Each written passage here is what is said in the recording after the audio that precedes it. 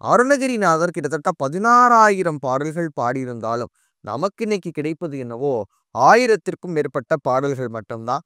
அந்த பாடல்ல தொக்கை கழுவி பொன்தொகும் உடை சுற்றி அப்படின்னு சொல்லக்கூடிய திருப்புகழ் 896ல தான் அத்திக்கரையில் இருக்கக்கூடிய முருகப்பெருமான் குறித்து பேசுறார்.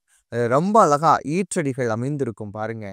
அப்பை பிறகி கட்டிய சடை அத்தர்க்கு அருமை புத்திர அப்படிங்கிற, அதாவது அப்பு என்றால் நீர், கங்கை நீரையும் பிறையையும் சடையில் கட்டி இருக்கக்கூடிய சிவபெருமானுடைய அருமை புத்திரனே அப்படின்னு முருகப்பெருமானை கூப்பிட்டு விரி அத்திக்கரை இச்சித்து உரைதரும் பெருமாளே அப்படின்னு சொல்றார்.